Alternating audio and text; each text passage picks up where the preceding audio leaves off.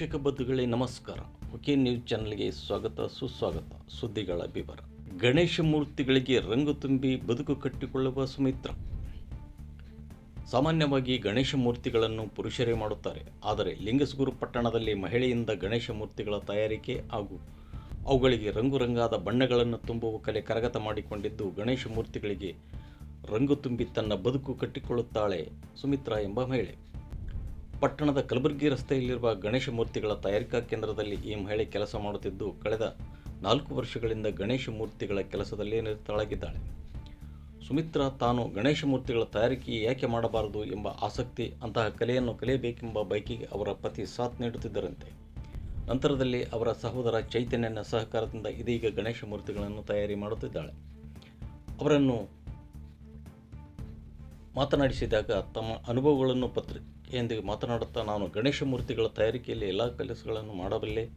ಮೂರ್ತಿಗಳ ರಚನೆ ಮಾಡುವುದು, ಅವುಗಳಿಗೆ ಬಣ್ಣ ತುಂಬುವುದು ಸೇರಿದಂತೆ ಎಲ್ಲ ಕೆಲಸಗಳನ್ನು ಮಾಡಬಲ್ಲೆ ಎನ್ನುತ್ತಾರೆ. ಕಳೆದ 4 ವರ್ಷಗಳಿಂದ ಸುಮಿತ್ರಾ ಗಣೇಶ ಮೂರ್ತಿಗಳ ತಯಾರಿಕೆಯಲ್ಲಿ ತೊಡಗಿದ್ದು, ಇದರಿಂದಲೇ ತನ್ನ ಜೀವನ ನಡೆಯುತ್ತಿದೆ ಎಂದು ಸಂತಸವಾಗಿ ನುಡಿಯುತ್ತಾಳೆ. ವರ್ಷದ 4 ತಿಂಗಳು ಮಾತ್ರ ಗಣೇಶ ಮೂರ್ತಿಗಳ ತಯಾರಿಕೆಯಲ್ಲಿ ಬಹಳ ಬ್ಯುಸಿಯಾಗಿರುತ್ತಾರೆ. ಉಳಿದ ದಿನಗಳಲ್ಲೇ ಬೇರೆ ಬೇರೆ ಕೆಲಸ ಮಾಡಿ ಜೀವನ ನಡೆಸುತ್ತಾಳೆ. ಅದರಂತೆ ಗಣೇಶ ಮೂರ್ತಿ ತಯಾರಿಕೆಯಲ್ಲಿ ಸಣ್ಣ ಸಣ್ಣ ಮೂರ್ತಿಗಳಿಂದ ಹಿಡಿದು ದೊಡ್ಡ ದೊಡ್ಡ ಮೂರ್ತಿಗಳನ್ನು, ಅದರಲ್ಲಿಯೂ ನಾನಾ ಬಗೆಯ ಗಣೇಶ ಮೂರ್ತಿಗಳನ್ನು ಇವರು ಮಾಡುತ್ತಾರೆ. ಎಲ್ಲ ರೀತಿಯ ಗಣೇಶಗಳನ್ನು ಬಹಳ ಸುಲಲಿತವಾಗಿ ನಿರ್ಮಿಸುವುದರ ಜೊತೆಗೆ ಅವುಗಳಿಗೆ ತಕ್ಕದಾದ ಬಣ್ಣಗಳನ್ನು ತುಂಬುವ ಮೂಲಕ ಮೂರ್ತಿಯನ್ನು ಹೆಚ್ಚು ಅಂದಗೊಳಿಸುತ್ತಾರೆ. ಇವರ ಮೂರ್ತಿಗಳಿಗೆ ಅಪಾರವಾದ ಬೇಡಿಕೆ ಇದೆ ಎಂದು ಮಾಹಿತಿ ನೀಡುತ್ತಾರೆ.